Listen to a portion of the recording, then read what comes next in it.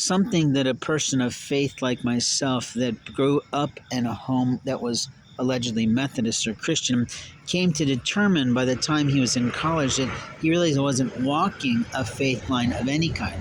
And when I got to college, I met a Catholic woman who was quite kind to me and literally ended up in a bed of mine. But the truth is, our love life was held in private. We didn't talk about it because it was inappropriate. We just didn't squawk about it because no one else needed to know and no one knew. But the truth is, we had a love life that was really beautiful and really wonderful, and that's what we do. But when we think about how people like to pry into our lives and learn about our lives, we have to be cautious because those people can not only taint our future, but they can taint the people and the lifelines around us. And the whole value of Soul Keepers, the book that I've written, is that it talks about the soul strings of our life and how we are sown into by God, by the people that He places on our path based on the prayers that we have. And in my lifetime, when I have prayed profound prayers on my knees in front of God, saying, please help me with these things, God delivered within a few weeks.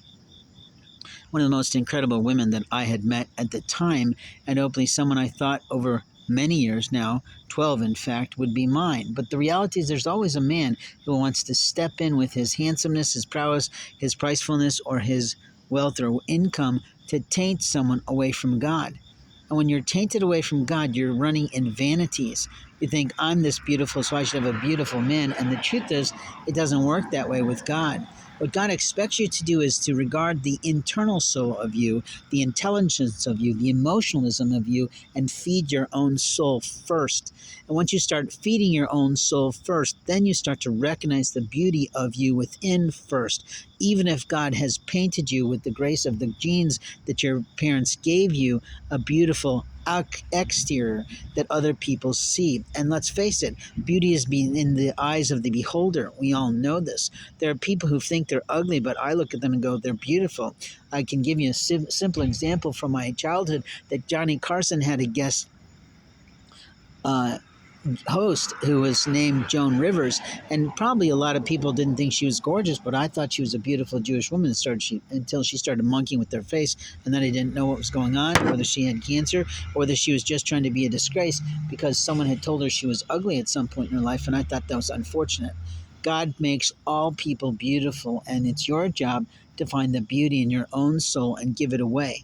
You see, what our job is in American culture based on our version of God is to light ourselves up in some way for God. But as we light ourselves up, our lights shine on other people. They highlight other people's skills, and as a result, we shine.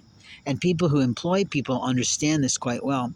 People who produce teams with other people do know what to tell. But the reality is, when it comes to the people of America, we have to be careful, because we have a full smorgasbord of people to choose from our lifetime to go forward with. And sometimes we're just not choosing enough people to be in our life. And other times we're rejecting the people that can really change our life. And we're staying in the arrogance of our own minds of what is and isn't right for us when we really should be submitting it all to God.